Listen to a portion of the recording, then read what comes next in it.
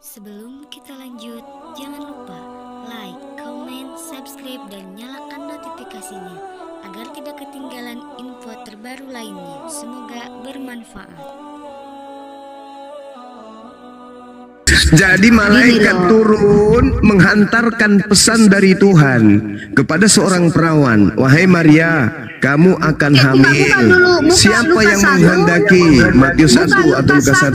Buka Lukas 1, bukan dari Tuhan di situ dicatat, tetapi pesan dari Allah ya, Lukas 1. Ya. Allah itu jadi bagi kami Tuhan itu adalah Allah. Ya itu kan bagi kalian.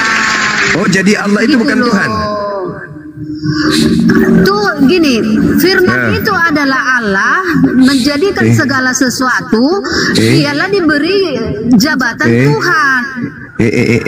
Ya, gak usah jangan persulit diri Anda, Ibu Rasmi. Jangan persulit diri Anda, jangan persulit. Sekarang pesan yang dibawa oleh Gabriel itu bukan berupa daging kan, bukan berupa Yesus, hanya pesan. Yesus itu nanti muncul setelah alat produksi janin bekerja dalam rahim Maria. Barulah Yesus itu tercipta. Jadi Yesus itu pada mulanya adalah firman. Artinya Yesus itu sebelum menjadi manusia, mulanya adalah pesan dari ilahi. Firman yang menjadikan segala sesuatu, ya, firman yang menjadikan segala sesuatu. Baca dong. Itu tidak masalah, Bu Rasmi. Ya, mau bukti. Sabar Bu Rasmi. Sabar Bu Rasmi. Karena nggak paham Anda, biar saya jelaskan. Anda yang tidak paham. Segala sesuatunya itu pada mulanya adalah firman. Mari kita buktikan ya. Akhi, bisa ditunjukkan Mazmur 33 ayat 9, akhi. Nah, ini yang punya kitab ini. Nah, tuh. Begitu cara belajarnya langsung. Nah. Kihu amar faihihu sifat. Saya amot, artinya apa ya? Sebab dia berfirman maka semuanya jadi. Dia memberi perintah maka semuanya ada. Jadi subhanallah jadi. Ayo. Jadi segala sesuatunya itu memang berasal dari perintah. Perintah itu berupa firman, perkataan. Inilah yang disebut dalam Al-Quran. Innama amruhu idza arada syai'an ayyakula lahu kun fayakun. Ketika Allah hendak menciptakan sesuatu, maka dia cukup berkata jadi, maka jadi. Itu Mazmur 33 nomor 9. Masa seorang Bang Suma lebih paham Bible daripada Bu Rasmi? Jadi ketika Maria ini manusia perawan tanpa suami, tidak pernah tersentuh laki-laki, tapi karena Sang Pencipta berfirman, hamil, lahirkan manusia tanpa ayah bernama Yesus. Lahir, tak ada yang bisa menghalangi itu. Artinya apa? Ketika Anda mengatakan Yesus itu firman menjadi manusia, di situ kelirunya Anda memahami. Seakan-akan Anda kemudian menganggap Tuhan menjadi manusia.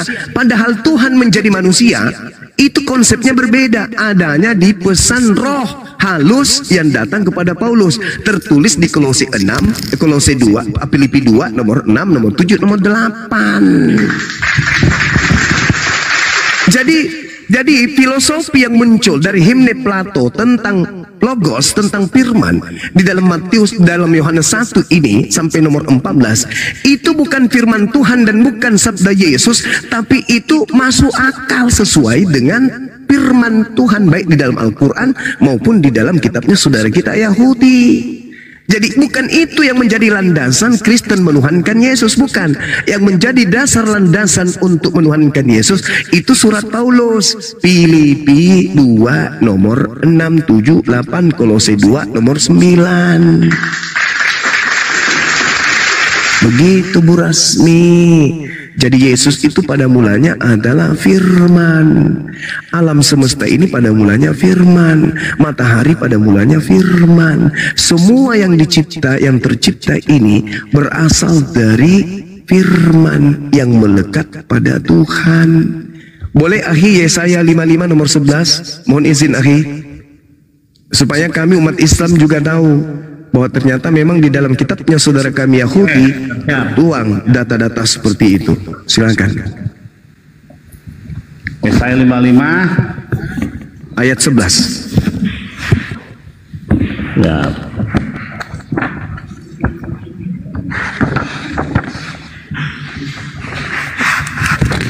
Kasih langsung yang punya kitab.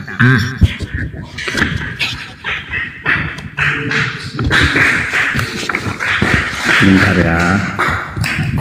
55 ayat 11.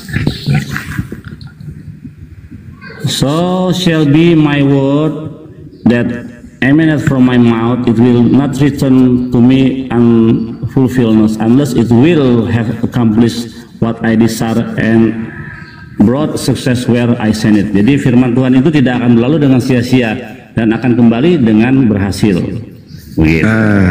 Berarti apa yang keluar dari diri Tuhan ketika Tuhan itu berfirman harus tercipta sesuai dengan apa yang dikehendaki, tidak kembali sebelum terjadi.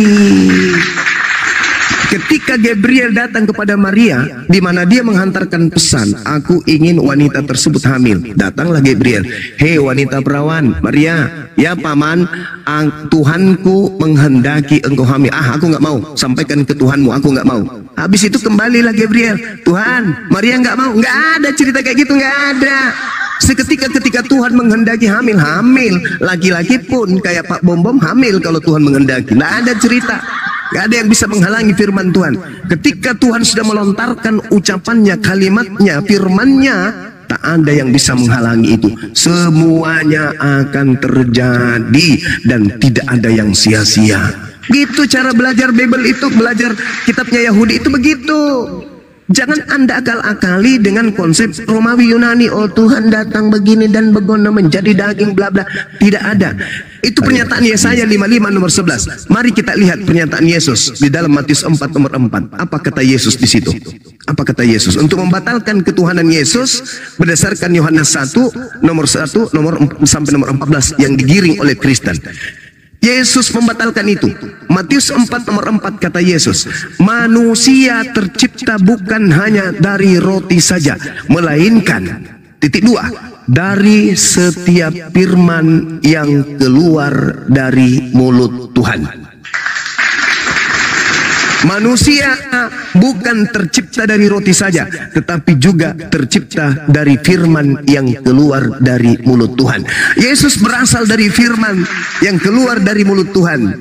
Manusia yang lain juga berasal dari firman yang keluar dari mulut Tuhan. Yesus dan Bang Suma sama-sama pada mulanya adalah firman. Bagaimana dengan roh?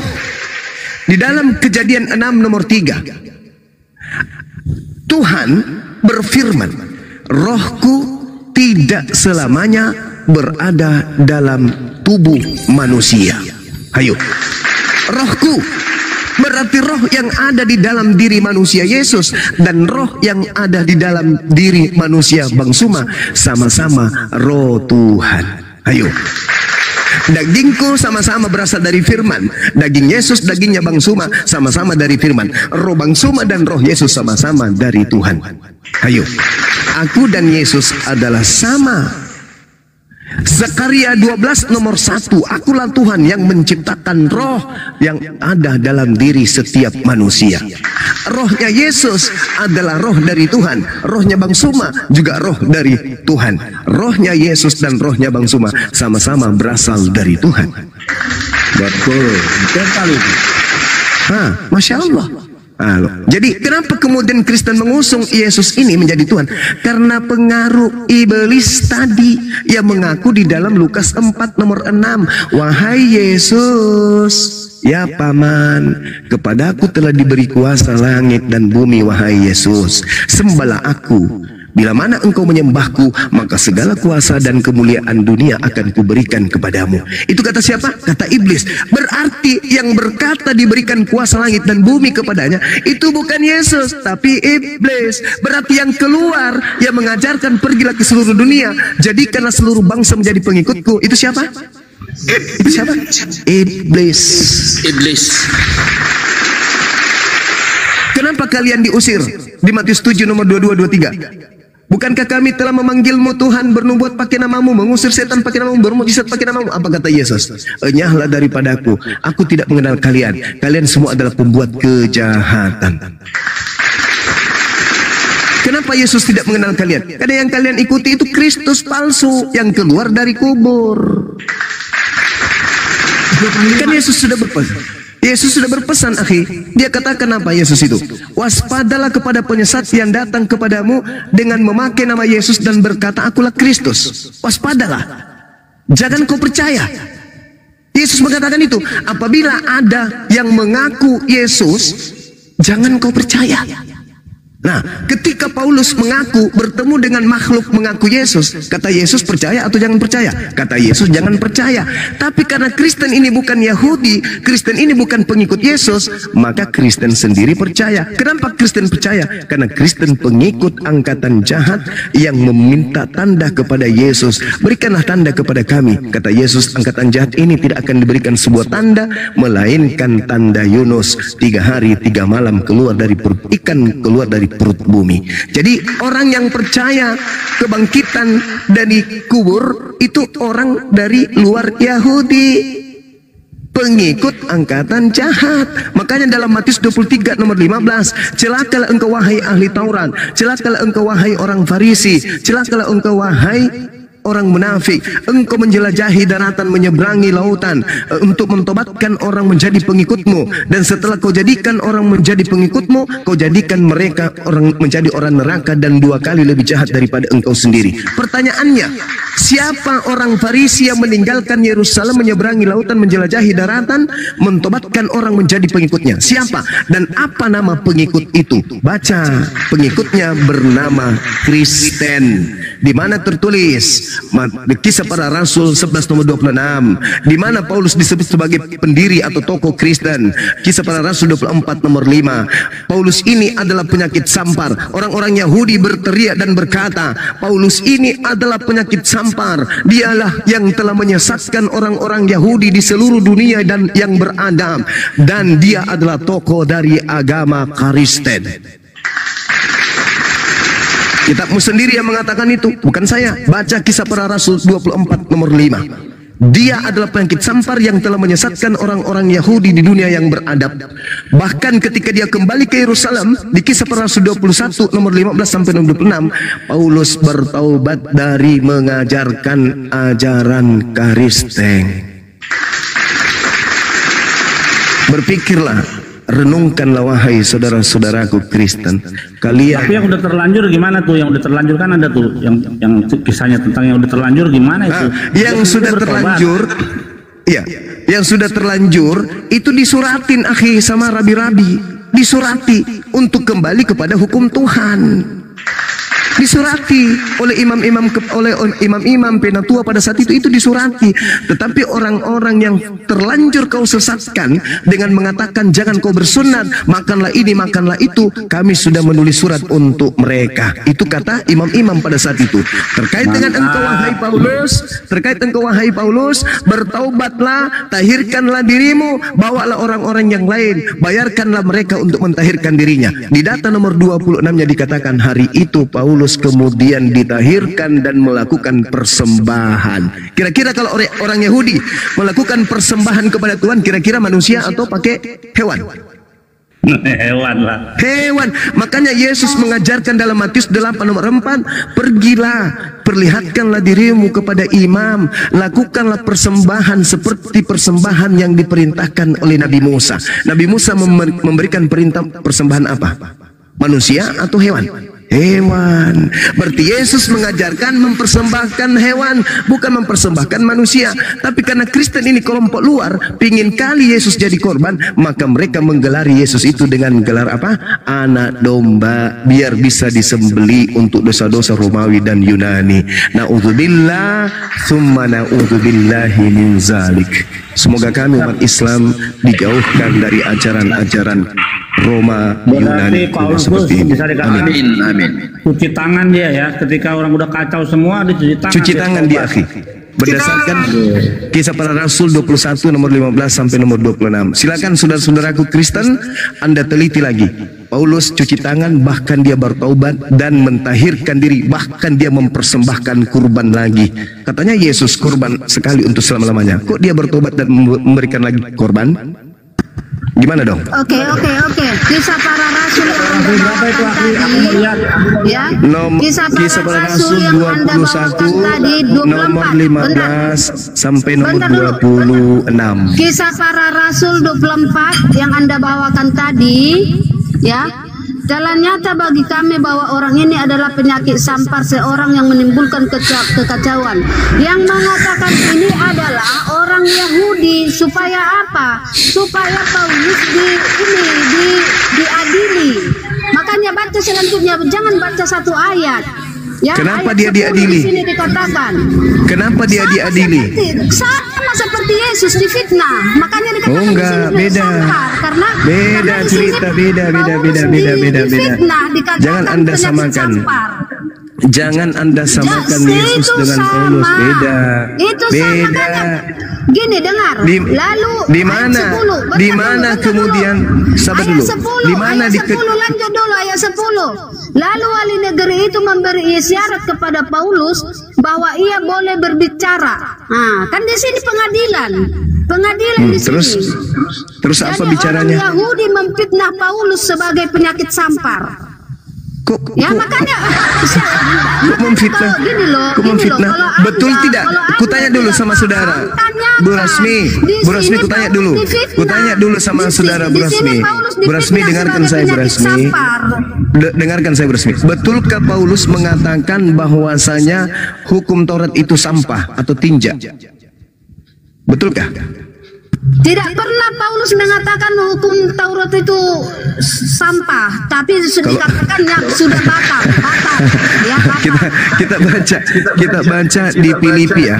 Apakah betul kemudian Paulus itu tidak pernah mengatakan bahwasanya Taurat itu adalah sampah? Oke? Berani? Anda mengatakan tidak pernah. Coba Anda baca Filipi 3 nomor 8. Bisa aja sampah, makanya dibatalkan. Nah, itu sekarang Anda mengatakan bisa aja. Sekarang ketika kemudian dengar dulu. Ketika kemudian Paulus mengatakan bahwa hukum Taurat itu adalah sampah, adalah tinja, apakah itu merupakan pencemaran bagi orang Yahudi atau tidak? Jawab. Apakah itu penyesat? Ketika ada orang mengatakan, ketika ada orang yang mengatakan hukum Tuhan yang datang kepada Nabi Musa itu adalah skubalon, tinja, sampah, apakah itu penyesat atau bukan bagi Yahudi? Kita tanya langsung ke Ahi Billy. Ketika ada yang mengatakan bahwa hukum yang datang kepada Nabi Musa itu adalah tinja, apakah orang itu penyesat? Itu penistaan. Penistaan karena seorang nabi dan seorang raja Daud berkata Torah Hasim Temima. Torah itu sempurna. Jadi kalau dibilang dia sampah, waduh, tentangan. Dia di dalam bahasa Yunaninya ditulis skubalon. Skubalon itu kotoran atau tinja, akhi. Sampah itu masih Sofyan. Atau lintaslah dia begitu, Paulus. Nah, tuh. Makanya orang Yahudi mengatakan dia penyakit sampar yang telah menyesatkan orang-orang Yahudi di seluruh dunia yang beradab. Coba baca lengkapnya. Jangan ada penggal-penggal dalilnya. Di seluruh dunia yang beradab, orang Yahudi disesatkan sama Paulus. Makanya dia kemudian ketika pulang ke Yerusalem disuruh bertaubat dan dia bertaubat.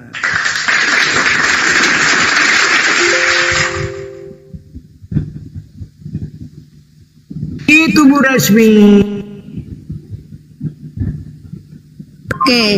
Oke, jadi Anda harus tahu di mana Musa adalah pernah murtad.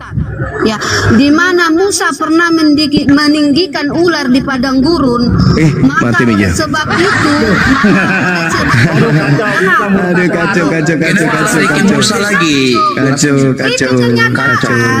Itu tidak murtad. Yang memerintahkan kemudian Nabi Musa melakukan itu adalah Tuhan itu sendiri. Tidak. Murtad membuat ular ular dari tembaga, membuat patung ular Dia dari membuat patung tembaga dan bukan itu untuk dituhankan. Dan itu dihancurkan oleh Raja Hizkia. Makanya yang benar Itu. dong kamu baca, ya. Itu bukan untuk dituhankan. Di mana? Musa Coba ada tuliskan murtad. kepada, bacakan Ya, di mana Musa ada dikatakan murtad. Musa murtad. Nabi Musa murtad di mana? Musa meninggikan ular di padang gurun, kau buka aja. Itu perintah Musa siapa? meninggikan ular, tidak ada itu, makanya dia di situ dia murtad. Kenapa Musa tidak diperbolehkan masuk ke tanah Kanaan? Ya karena itu. La haula wala Musa quwata meninggikan illa ular di billah. padang gurun. Kau baca dulu Musa tidak Kau jangan diperbolehkan ngarang. masuk ke Tahu ini tanah dosanya Kanaan. berapa? Bilangan 21. Bilangan 21 Anda baca. Bilangan 21. Oke, saya baca ya. Baca dengan Saya baca ya. benar. Oke, saya baca. Musa Diam. tidak Diam. diperbolehkan masuk ke Diam. tanah Kanaan. Diam. Ya? Saya Musa baca. tidak diperbolehkan masuk ke tanah Diam dulu. Kanaan. Hei, Tetapi tukang fitnah. dilanjutkan oleh Yosua adiknya. Dilanjutkan Diam. Jangan gila di sini. Jangan gila di sini. Jangan Diam. fitnah Nabi kami. Ya. Jangan kau Musa fitnah yang Nabi kami, wahai Rasmi pemakan babi. Jangan Tidak kau, diperbolehkan masuk ke jangan tanah kau Kanaan. fitnah Nabi kami. Dengarkan saya. Kemudian datanglah bangsa itu mendapatkan Musa dan berkata, kami telah berdosa sebab kami berkata-kata melawan Tuhan, dan engkau berdoalah kepada Tuhan supaya dijauhkannya ular-ular ini daripada kami. Lalu Musa berdoa untuk bangsa itu, maka berfirmanlah Tuhan kepada Musa, buatlah ular tedung dan taruhlah itu pada sebuah tiang, maka setiap orang yang terpagut jika ia melihatnya akan tetap hidup. Kau perempuan laknat yang sudah memfitnah Nabi Musa. Kau itu penyembah setan, manusia laknat, perempuan tuyul yang kurang kerjaan, penjual tua yang tidak tahu diri, memfitnah Nabi Musa dengan mengatakan membuat patung, sedangkan Tuhanlah yang berfirman kepada Nabi Musa, buatlah ular. Tuhan berfirman kepada Nabi Musa, buatlah ular tedung dan taruhlah itu pada sebuah tiang, maka setiap orang yang terpagut jika ia melihatnya akan tetap hidup. Lalu Nabi Musa membuat ular tembaga. Kau itu manusia laknat, penjual tua yang otaknya tidak berfungsi dikarenakan lemak babi sudah merasuki semua saraf-saraf otakmu. Kau fitnah Nabi kami Nabi Musa dengan mengatakan murtad. Itu adalah ucapan orang itu Kristen, laknatullah alaih, neraka tempatmu kau. Parah. Nggak ada orang yang pernah berani, nggak pernah ada orang dalam selama Sudah mentok dia, makanya arahnya ke situ. ya, nggak ada selama orang di dunia debat baik Oten maupun Islam ya itu pernah menghina Nabi Musa. Nabi Musa. Wah, Biadab parah. memang. Geblek. Awas lo kalau ada ya siapa bisa Itulah kualat lo Kristen itu. saudara, itulah Kristen saudara. Kalau sudah terpojok seperti sudah mentok, ya ujung-ujungnya ya bagaimana menciptakan suasana menjadi keruh gitu. Enggak, itu memang konsepnya dia. Ngarang. Konsepnya memang kayak gitu, tuduhannya terhadap ini. Itulah yang dikatakan Al-Quran. Engkau mengetahui, engkau membacanya, tapi engkau merubahnya. Kita nih Muslim nih yang tidak mengambil terjemahan kitabnya saudara kita. Kita lebih paham dan kita mengerti. Nabi Musa itu orang suci kok dibilang murtad, kan biadab. Dasar penjual tua. Bahkan Ya, silakan dilanjut. matinya Nabi Musa itu tidak diambil oleh malaikat maut. Ya. Ya, Masya Allah. Ya, dikatakan